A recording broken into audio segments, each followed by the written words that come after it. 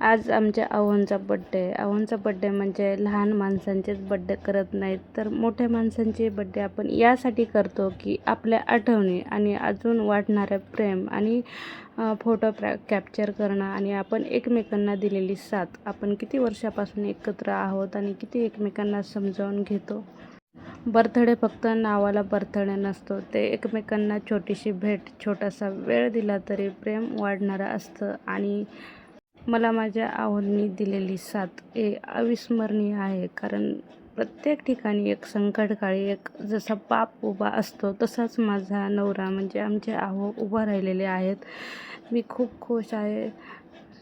खरं पाहिलं तर आज त्यांची तब्येत बिलकुल ठीक नव्हती, तर मला वाटलं की बड्डे कसं सेलिब्रेट करायचा नाही का. तरी पण मी उशिरा प्लॅनिंग केला म्हणलं बाहेर काहीतरी त्यांना नॉनव्हेज आवडतं, तर नॉनव्हेज पार्टी देऊयात. मस्त चिकन लॉलीपॉपची पार्टी दिली, मस्त एन्जॉय केलं. त्यानंतर मी नॉनव्हेज खात नाही आहे, तर आम्ही व्हेजच्या हॉटेलमध्ये गेलो आणि तिथे थोडंसं की होईना जेवण घेतला, छोटा की होईना केक घेतला आणि लहान मुली पण एन्जॉय करत होत्या मस्त आणि खूप खुश झाले ते. त्यांना वाटलं नाही की मूड ऑफ आहे तर ऑन कसा होईल.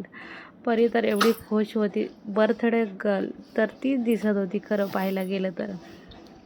लोकांचं काय हो, लोकांचं डोक्यात ठेवायचं नसतं. आपण आपलं पार्टनर म्हणून एकमेकांना सपोर्ट द्यायचा असतो. आईवडील जन्म देऊन मोकळे झाले, मोठं केले त्यांनी, पण आपल्या आयुष्यात आपल्यासाठी जन्म घेतलेला तो म्हणजे आपल्या पार्टनरनं. नवरा बायको एकमेकांना जन्म घेतलेला, एकमेकांना सपोर्ट करणं, साथ देणं आणि खंबीरपणे मागे उभं राहणं हेच खूप अमूल्य भेट असते.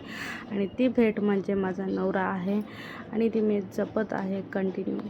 आणि त्यासोबत आमचे 2 रत्न. आम्ही खूप हॅपी, खुश एन्जॉय केला आणि घरी येऊन मस्त कलिंगड पार्टी केली. तर बाय.